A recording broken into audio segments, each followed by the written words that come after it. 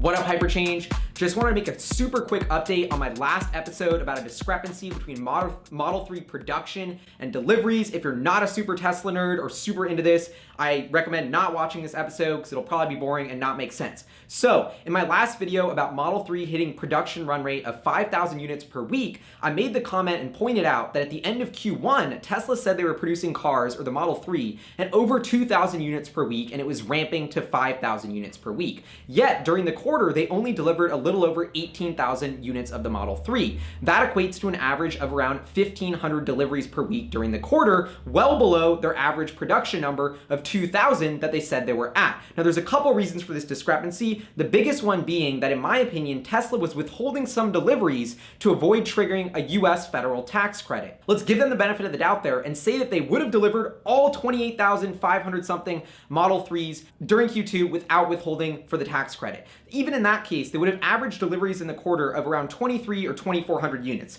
First of all, there's always vehicles in transit, so I think that's a generous estimate. The point I'm making here is, in that quarter, Tesla was supposed to go from building 2,000 units a week to 5,000 units per week. So I was assuming that the average deliveries during Q2, when the quarter started, would be around 3,000 or 4,000 per week, somewhere in the middle there. Instead, even in a best case scenario, giving them the benefit of the doubt, it was just a little under 2,400. The point I'm trying to illustrate here is that even though Tesla said they were building the Model 3 at a run rate of 5,000 units per week, I think that was a burst run rate, and I don't think they'll actually be able to sustain that level of production in the near term. Although eventually I do think they'll get past 5,000 units per week. My entire point being here is that I'm still not 100% convinced they'll average 5,000 units delivered per week throughout Q3. And why does that matter so much more than production is because deliveries are actually what gets the company cash flow and profits. This is sort of the discrepancy that I was trying to highlight in my video that I didn't do a good job at. At the end of the day, production doesn't fucking matter at all. What matters is how many cars they're delivering to customers, because that will actually generate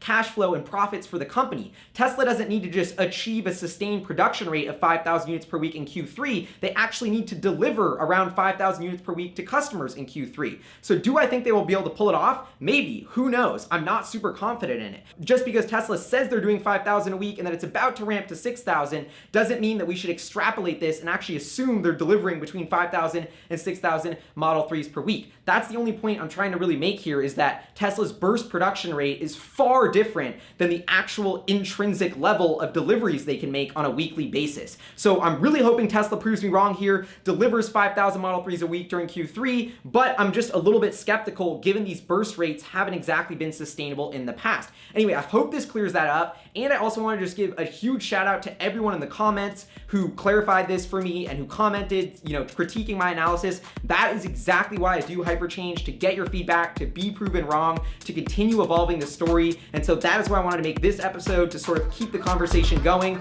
Anyway, I hope this clears stuff up. Leave any more questions, comments, concerns in the comments below. Anyway, I'll see you guys next time. Peace.